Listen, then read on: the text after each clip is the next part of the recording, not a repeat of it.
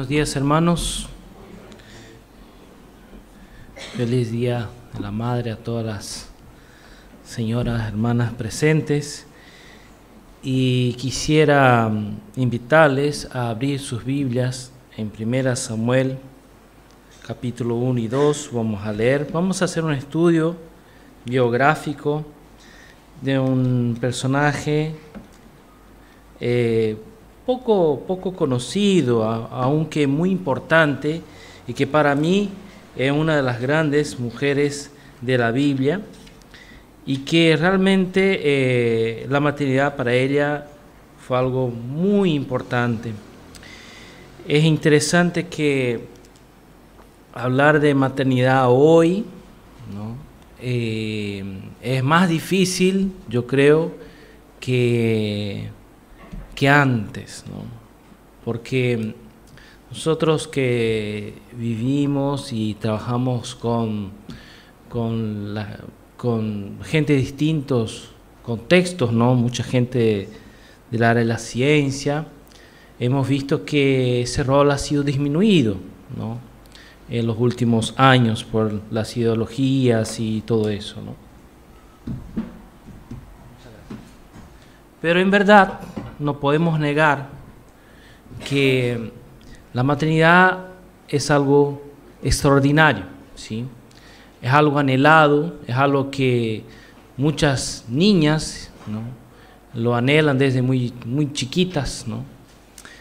Buscaba en internet una imagen de los juguetes más antiguos de la historia, ¿no? Y entre los juguetes más antiguos que se pueden hallar los arqueólogos, esos hombres y mujeres que se dedican a investigar el pasado, ¿no? Entre los juguetes más antiguos y encontrados en Egipto, Mesopotamia, uno de los juguetes más comunes son las muñecas, ¿sí? Incluso hay una muñeca, se llama muñeca de remo, egipcia, que nada más es un pedacito de madera con una figura de una mujer y cabellos de cuentas de madera, ¿sí? Ese es uno de los juguetes muy conocidos en Egipto, ¿sí? Porque justamente una de las cosas que identifica muchas veces a las chicas, ¿no? Los chicos muchas veces son los autitos, ¿no? Tenemos ahí los Hot Wheels, que casi todos los varones, o por lo menos tuvimos un autito de madera con rueditas, ¿no? O los animalitos.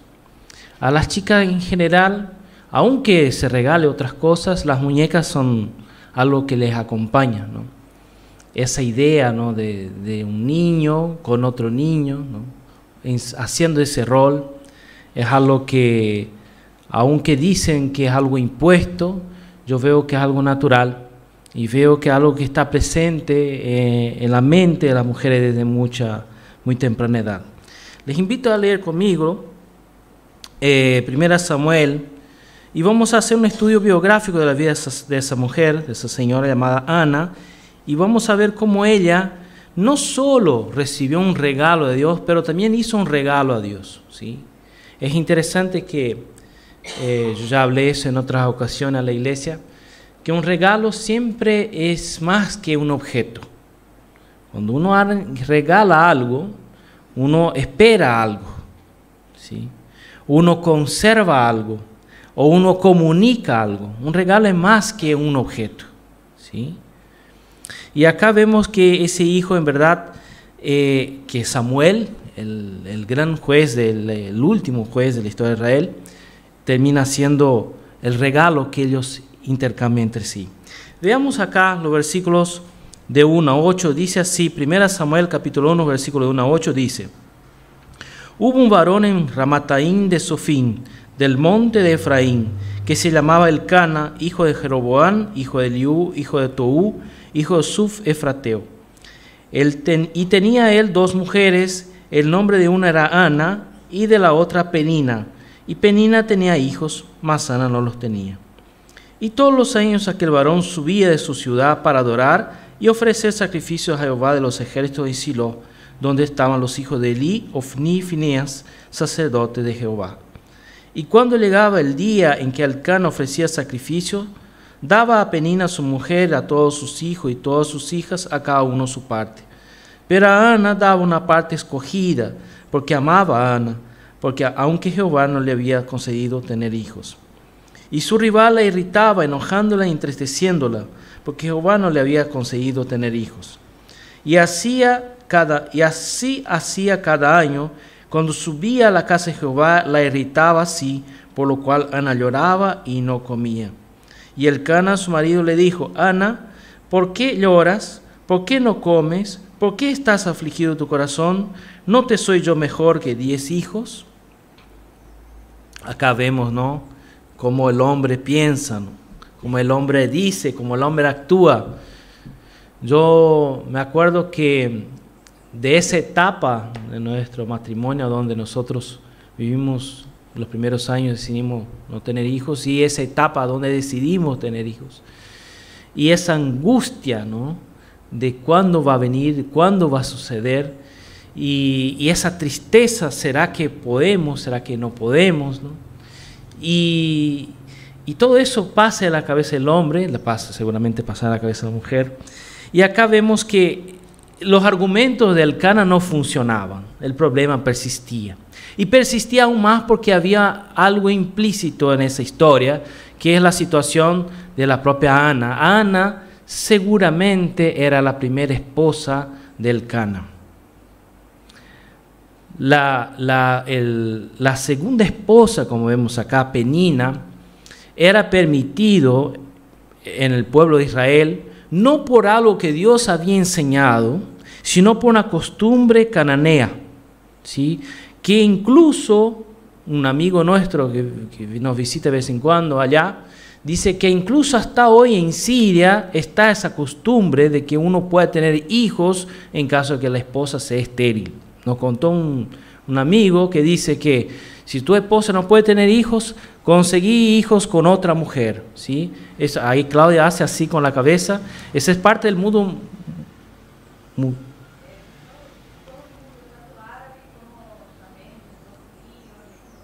El mundo del Oriente, ¿sí? Mundo árabe y judío y todo eso. Esa costumbre está todavía.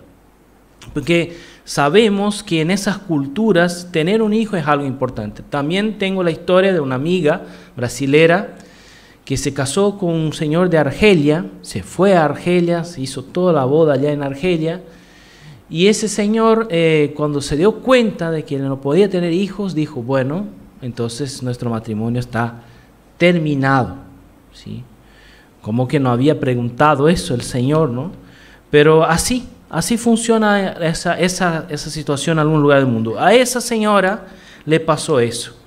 No fue exclusivo de ella. Tenemos otros casos, ¿no? Por ejemplo, tenemos el caso de Sara, que al percibir que no podía tener hijos y al no confiar en la promesa de Dios, ¿qué hace ella? Ofrece a Agar. Abraham dice: si Dios quiere que tengamos hijos y yo no puedo, será con Agar, ¿no? Y de Agar nace Ismael. También sucede con la esposa de Jacob, Raquel, que en un primer momento no podía tener hijos, entonces le ofrece la sierva de ella para tener hijos con Jacob. Vemos ahí que esa es la situación de Ana, una situación de angustia, porque ella quería tener hijos y no podía, y veía en esa situación una posibilidad, ya tenía hijos con la concubina, pero no eran sus hijos de verdad, ¿sí? Y además, agravado a eso, estaba la humillación de la concubina. Vemos también que la historia de Sara y Agar, que cuando Agar tuvo hijos ya no respetaba más a su señora. Y ese hogar era un caos, ¿no? Porque estaba Elcana, Ana, Penina y la disputa entre ellas por los hijos y todo eso. Seguramente podemos agregar el propio deseo de Ana de tener hijos, ¿no? Que es algo que podemos observar en casi todas las mujeres. Esa es la situación de Ana, una mujer que vivía angustiada porque tenía un anhelo que no se cumplía. Y aunque tú tenía hijos de su sierva, posiblemente Penina, ¿no?, esos hijos en verdad no eran de ella. Y ella dice dice la palabra que ella se amargaba, se enojaba, se entristecía, lloraba, no comía, ¿no? Vemos que cuando estamos demasiado tristes, ¿no?, eso muchas veces sucede. No comemos, no tenemos ganas, no lloramos. Pero lo interesante es lo que sucede en los versículos 9 a 11. Dice: y se levantó Ana después que hubo comido y bebido en Silo, y mientras el sacerdote Elí estaba sentado en una silla junto a un pilar del templo, ella con amargura de alma oró a Jehová y lloró abundantemente. E hizo voto diciendo: Jehová de los ejércitos, si te dignares mirar a la aflicción de tu sierva, y te acordares de mí, y no olvidares de tu sierva, sino que me dieres a tu sierva mi hijo varón, yo le dedicaré a Jehová todos los días de su vida, y no pasará navaja sobre su cabeza. Acá ella, después de llorar, después de quedar sin comer días, después de sufrir un montón, él entiende que solo hay una cosa que hacer. Hay que orar, ir al templo y pedir a Dios un milagro.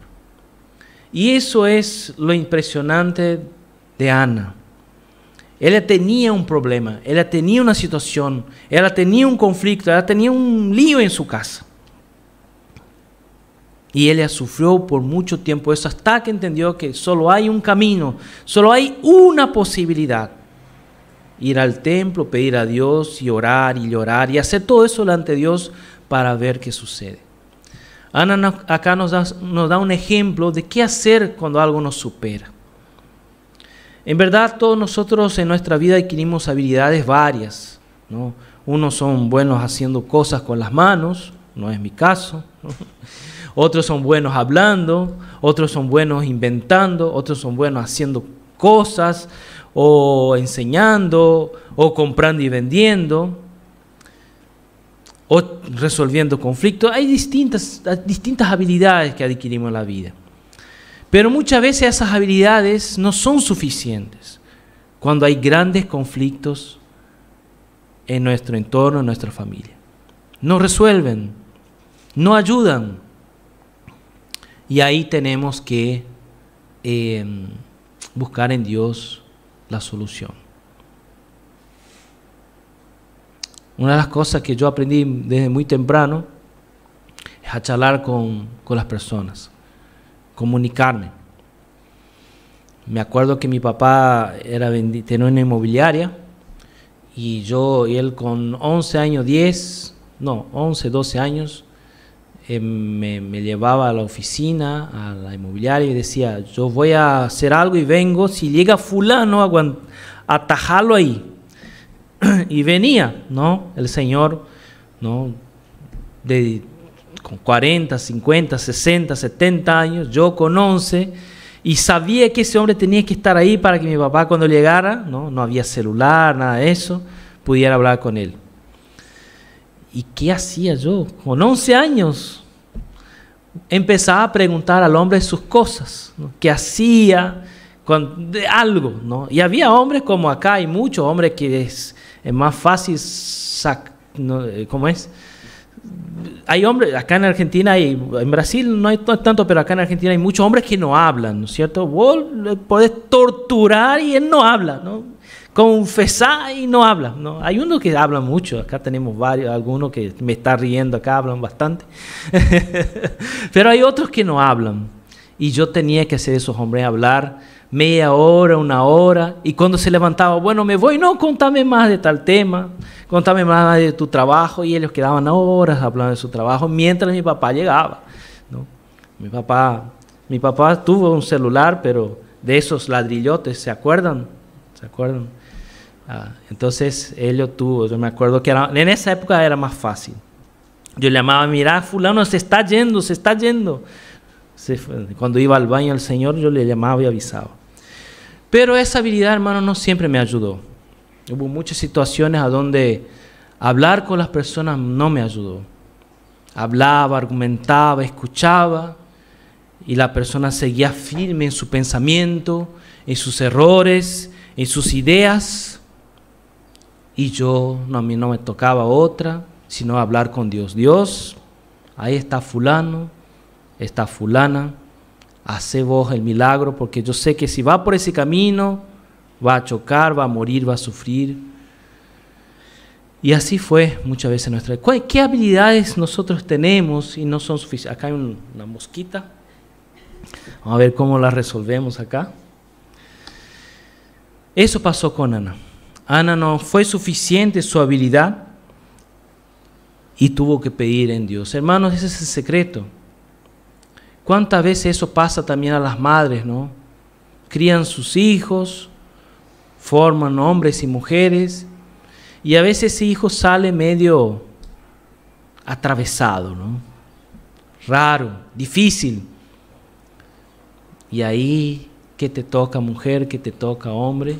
Pedir a Dios por un milagro. No hay otro camino. Incluso es interesante, muchas veces el hijo sale así porque nosotros vemos que nosotros éramos testarudos como ellos, hasta que Dios llegó a nuestra vida, y ahí con más razón tenés que orar por la conversión de su hijo. A veces me pasó eso como el pastor de jóvenes, líder de jóvenes.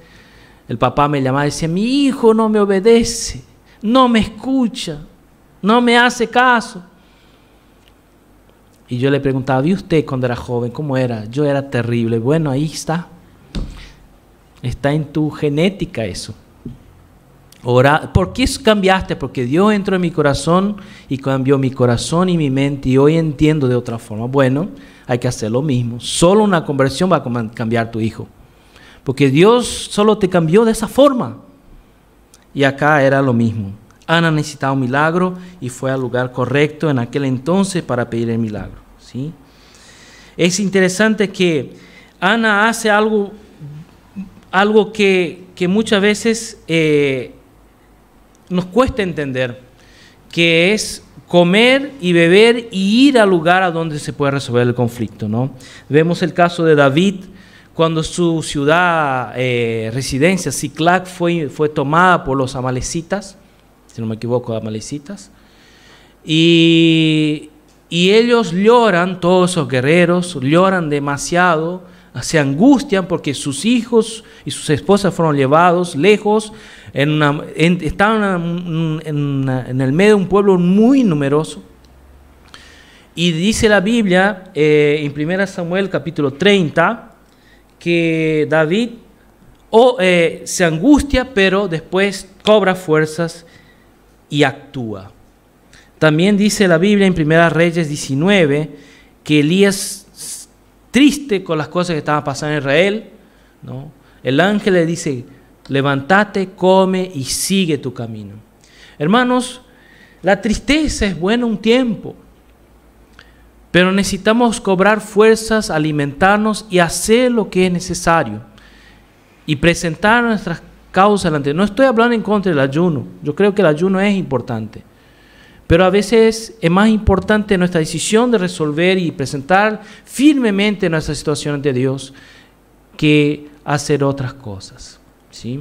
Yo me acuerdo que decía a los chicos que están volviendo ahora de Santiago del Estero, y les dije lo siguiente: la semana anterior al viaje, nada de ayuno. Nada de ayuno. Ahora coman y duerman porque tendrán una semana intensa allá en Santiago del Estero, ¿sí? Ellos ya venían ayunando y orando mucho por eso. Dijo, esta semana no. Porque a veces en un ayuno se debilita uno también y puede agarrar una gripe, ¿no es cierto? Como algunos de ustedes están engripados.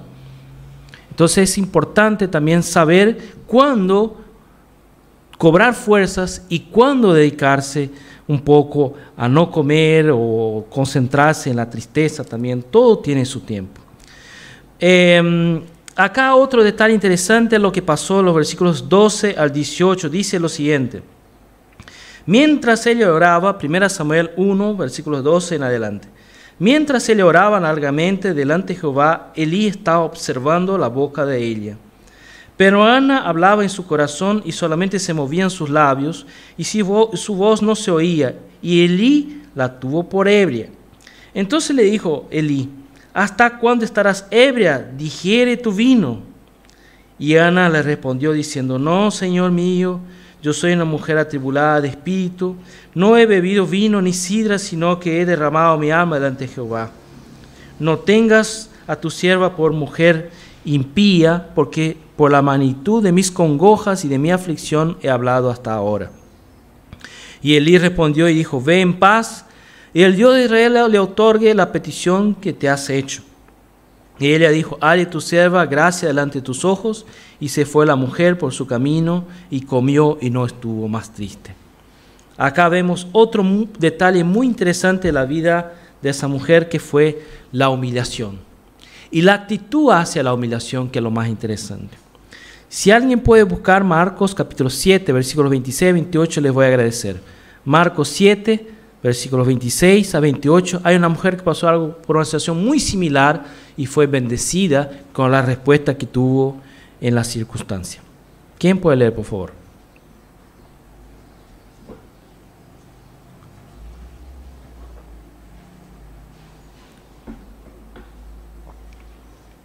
Sí.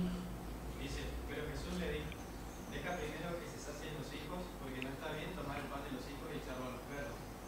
Ella respondió y dijo, sí, Señor, pero aún los perros debajo de la mesa comen las migas de los hijos. Muy bien, esa es la palabra de la mujer sirofenicia, que tenía una hija endemoniada, ¿no? Un problema serio, un problema que nadie podía resolver, y esa mujer va hasta Jesús buscando una solución por su hija. Y Jesús sabía que había venido para el pueblo de Israel, aunque habló con muchos gentiles, y él responde, da esa palabra a esa mujer.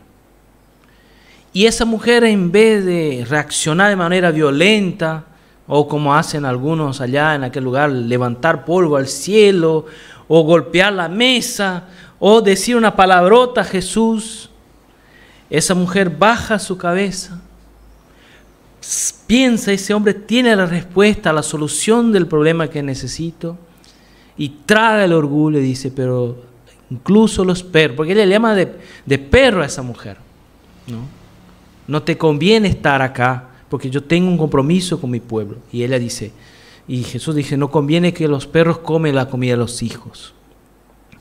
Jesús estaba probando su corazón ahí, para enseñar a los suyos que había fe más grande a veces fuera de Israel que en el propio Israel. Y esa mujer dice, pero Señor, incluso los perros comen las migajas que caen en la mesa y también se sacian. Esa respuesta quebró a todos los presentes y Jesús dijo, tu milagro ha sucedido.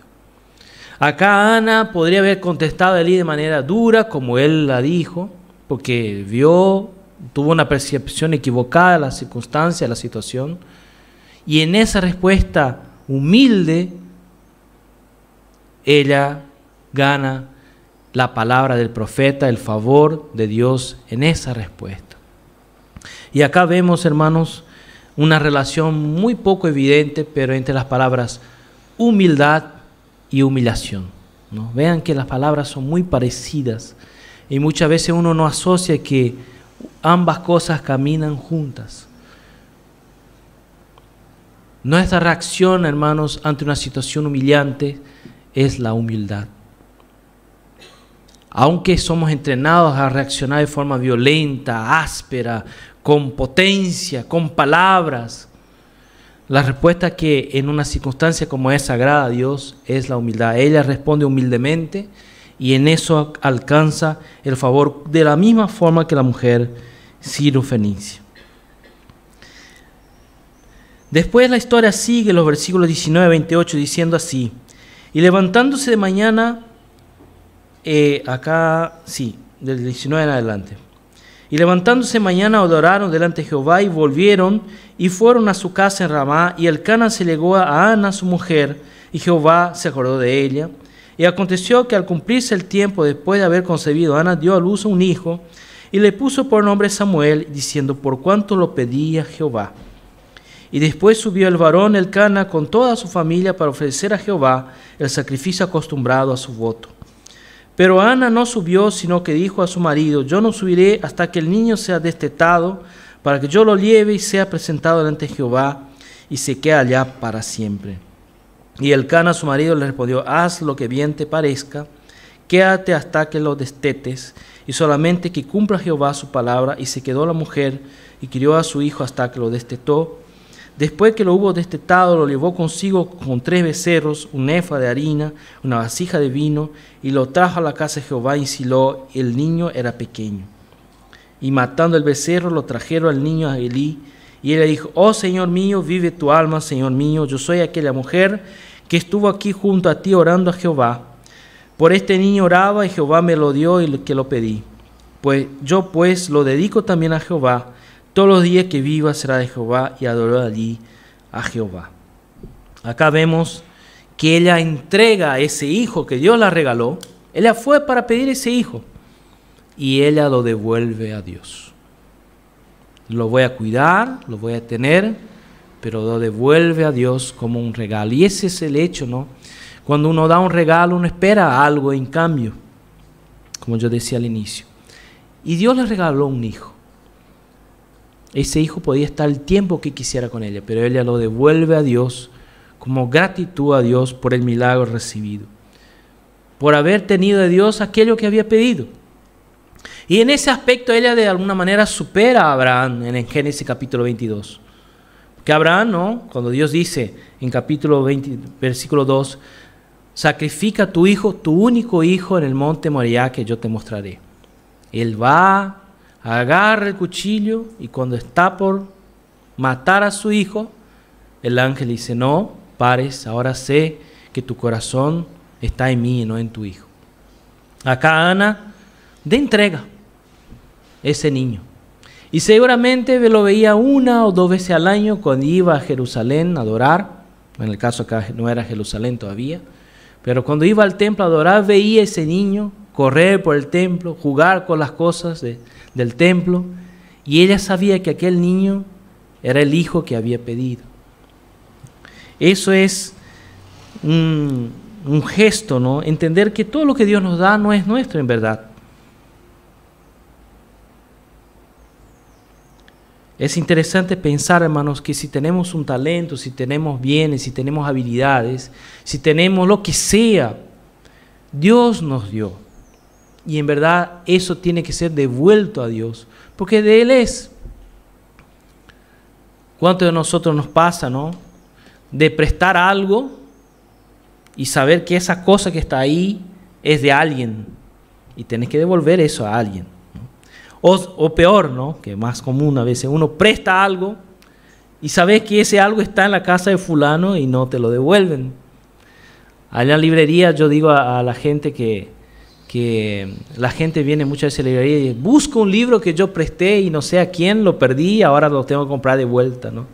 Y yo digo, qué bien, ¿no? Con toda esa gente que presta y no devuelve, después me trae nuevos clientes a la librería, ¿no? Para conseguir esos libros. Y a veces uno ve que el libro trae dedicatoria de alguien. Mucho de lo que tenemos, hermanos, o si no, todo es de Dios. Y ese hijo, Él la devuelve a Dios. Y ese hijo es interesante después, es el motivo de la alabanza que aparece en el capítulo 2. Capítulo 2 dice los versículos 1 y 2. Y Ana oró y dijo: mi corazón se regocija en Jehová, mi poder se exalta en Jehová, mi boca se ensanchó sobre mis enemigos, por cuanto me alegré en tu salvación. No hay santo como Jehová, porque no hay ninguno fuera de ti, y no hay refugio como el Dios nuestro. Capítulo 2, versículo 1 y 2, ella alaba a Dios en una oración muy similar, si usted busca en Lucas capítulo 1, versículos 46 y 48, la oración de María, ¿no? La oración del cántico de María, Magnificat, puede ser, así se dice. A ver los que son, así es. Es una oración de agradecimiento a Dios por ese hijo que viene. Porque un hijo en verdad es un regalo que solo puede venir de Dios. Solo puede venir de Dios. Cualquier otro regalo podemos comprar, podemos pedir por internet, pero un hijo solo Dios nos puede dar. Y acá ella agradece a Dios, alaba a Dios, y Dios le devuelve el regalo de otra forma, porque el regalo genera una relación a largo plazo. Y esa respuesta y ese regalo de Dios aparece en los versículos 22 a 26 de manera no tan clara, capítulo 2, 22, 26 dice así: pero Elí era muy viejo y oía, capítulo 2 estoy, hermanos, y oía de todo lo que sus hijos hacían con todo Israel, como dormían con las mujeres que velaban a la puerta del tabernáculo de reunión. Y le dijo: ¿por qué hacéis cosas semejantes? ¿Por qué yo oigo de todo este pueblo vuestro malos procederes? No, hijos míos, porque no es buena fama lo que yo oigo, pues hacéis pecar al pueblo de Jehová. Si pecare el hombre contra el hombre, los jueces le juzgarán. Mas si alguno pecare contra Jehová, ¿quién rogará por él? Pero ellos no oyeron la voz de su padre, porque Jehová había resuelto hacerlos morir. Y el joven Samuel iba creciendo y era acepto delante de Dios, delante de los hombres. Acá Samuel ya estaba en lugar de reemplazo de Elí dentro del templo. Samuel ya estaba creciendo ahí adentro, preparándose para asumir el lugar de Elí, porque Dios sabía y todo Israel sabía que los hijos de Elí no podían hacer esa función. Acá tenemos palabras del propio Elí diciendo: hijos míos, ¿por qué me hacéis pasar vergüenza delante de Israel? Si ustedes pueden seguir, pero de esa forma Dios les va a juzgar. Y de hecho esos dos hijos murieron. Y la Biblia dice que cuando murieron esos hijos, Samuel ya estaba preparado, ya había jugado, ya había vivido, ya sabía todo de memoria, todo lo que había que hacer para ocupar las funciones de Elí. Ese hijo que estaba en el templo ocupa el lugar de Elí delante de Israel. Ese hijo que esa mujer regaló a Dios ahora se transformaría en uno de los principales y más importantes personajes de la historia de Israel. Uno de los últimos jueces, el último juez de Israel, que pasaría Israel, que haría con que Israel dejara de ser un grupo de tribus para pasar a ser un reino. Cosa que Samuel no quería. Cuando el pueblo de Israel dice: queremos un rey, Samuel se entristece, se queda muy triste, y Dios dice: no te entristezcas, Samuel. Nos rechazan a vos como juez, rechazan a mí como Dios. Vamos a darles un rey. Y empieza la historia de Saúl y después con David. Ese hijo que Ana regala se transforma en un hombre importantísimo en un tiempo de crisis. Y con eso, hermanos, voy concluyendo, diciendo que uno ve muchas veces ese hijo que tenemos como un hombre, una mujer, un niño, pero ¿cómo Dios ve a nuestros hijos? Dios ve a nuestros hijos como personajes de una historia que continúa. La Biblia habla en Mateo capítulo 1, versículos de 1 al 6, la genealogía de Jesucristo, de 4 mujeres que sin querer, participaron de su genealogía. Voy a leer los versículos del 2 al 6, dice: Abraham engendró a Isaac, Isaac a Jacob, y Jacob a Judá y sus hermanos.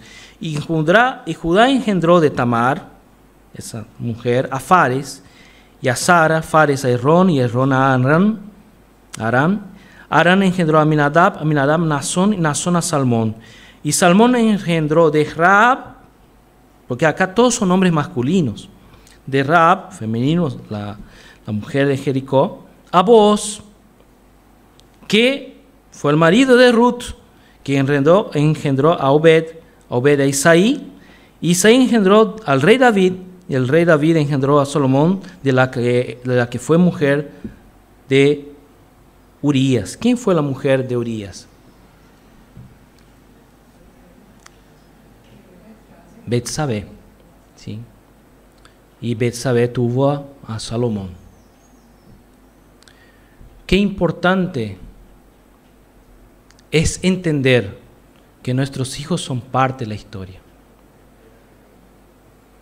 Entender que ese niño, esa niña que tenemos en nuestra casa, mañana después puede ser un profesional, un político, una persona que influya en su familia, que influya en la sociedad, que invente una nueva cosa, que descubra un nuevo elemento de la física, de la química, que construya la casa de alguien, ¿por qué no? Muchas veces estaba escuchando esos días, Pamela me hablaba de Rosas, que Rosas influenció en la arquitectura de Palermo, ¿puede ser? Transformando un lugar que no era habitable en un lugar hermoso en Buenos Aires, que yo no conozco, quizás ustedes conocen.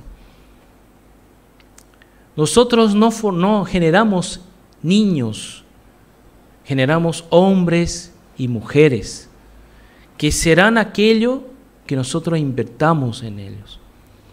Nosotros mismos fuimos niños y niñas y hoy estamos acá haciendo la obra de Dios. De todas las definiciones que tenemos, la que más me gusta sobre los hijos es que los hijos son como flechas, ¿no? Hay muchas definiciones. ¿Qué son los hijos? Y dice una cultura, en un proverbio de no sé qué cultura, dice que los hijos son como flechas, que uno hace así y tira. Y irá tan lejos como uno haga su esfuerzo. Y cada vez se irá más lejos de nosotros, haciendo el destino por el cual hemos mirado, fijado para ellos. Qué importante es pensar a los hijos de esa forma. Me gusta reflexionar un poco sobre la vida. Ustedes saben que solo la información por la información, yo creo que ya tenemos mucha. Y una vez me pasó una situación una historia muy triste que escuché en Almirante Tamandaré cuando fuimos con un grupo a Curitiba. Un grupo, no sé si se acuerdan, hace un par de años, antes de la pandemia, llenamos un colectivo de jóvenes y fuimos a participar de una semana de avivamiento en Brasil. Y nosotros nos hospedábamos en una ciudad cercana a Curitiba, se llama Almirante Tamandaré. Y sucedió que una de las hermanas que nos hospedaba nos contó una historia diciendo lo siguiente: pastor, yo le quiero contar una historia. Entre tantas historias que hablamos, ella me contó de que ella había orado por su hijo, por la conversión de su hijo, un hijo que estaba muy involucrado con las drogas. Y ella oró por ese hijo y ese hijo lo llevaba a la iglesia, todo, cuando era niño, pero se perdió. Y ella en un momento oró y presentó a ese hijo: Dios, quiero que ese hijo sea sanado, alcanzado, transformado. Y ese hijo vino a la iglesia, adolescente todavía, se convirtió, dejó, entregó su vida a Dios, pero por una razón volvió a las drogas, ¿no? Cosa que sucede, a veces los hijos tienen un encuentro con Dios y después retroceden. Y ese hijo empezó a traer problemas a la casa, comenzó a robar las cosas desaparecían. Sus hermanos se sentían en peligro. Esa mujer entró en un dilema. Uno de sus hijos, ella tenía, si no me equivoco, 3 o 4, estaba haciendo un caos en su casa. Y ella dijo: Dios, ¿qué hago? Yo ya lo entregué a ti, ya se aceptó el evangelio, pero volvió a esa situación otra vez. Y dice que él oró a Dios: Dios, te pido, Padre, que él vuelva a tus caminos y deje ese vicio. Pero si usted sabe que él no va a dejar, que mis otros hijos no sufran. Pero te pido por favor que yo no lo pierda de vista, que él no muera por ahí y desaparezca como tantos chicos pasan. Y una vez, estando él en casa, aplauden de noche enfrente de su casa. Aparecen unos tipos raros enfrente de la pieza, de la casa. Y ella piensa ir a atender. El hijo: no, mamá, voy yo. Y ahí ella queda esperando. El hijo va. Empiezan a discutir. y uno de los tipos dispara enfrente de la casa de él y mata al hijo. Salen corriendo con la moto, ese hijo cae muerto, él le agarra ese hijo y Dios dice: Dios, el Señor me dio, el Señor lo lleva, el Señor sabe que yo oré por ese hijo es tuyo. Y yo cuando escuché esta historia yo quedé impactado, muy triste, porque fue muy duro para esa mujer, pero ella entendió que ese hijo de alguna manera lo estaba perdiendo para las cosas del mundo, pero ella había hecho todo y había orado, y ese hijo tenía seguridad que había encontrado a Dios, pero se había perdido nuevamente en un vicio que le superaba mucho. Hermanos, yo quiero traer a todos nosotros, padres y también a las madres, esa conciencia. Nuestros hijos no son nuestros. Tenemos que orar por ellos, tenemos que pedir a Dios por ellos y tener conciencia de que esos son regalos que Dios nos ha dado para Él mismo. Y tener presente que no es algo menor ser padre y madre. Y en el Día de la Madre quisiera dejarles eso. Oren por sus hijos. Dios les dio ese regalo, pero mejor que tener ese regalo es devolverlos a Dios, porque pueden ser grandes hombres y mujeres para Dios. Y sepan que el mundo los quiere también, pero el diablo nosotros sabemos para qué quiere: robar, matar y destruir. Afiáncense en Dios por ustedes mismos y por sus hijos. Yo como pastores jóvenes he visto lindas historias y otras muy tristes, y ojalá no suceda a ninguno de sus hijos. Amén.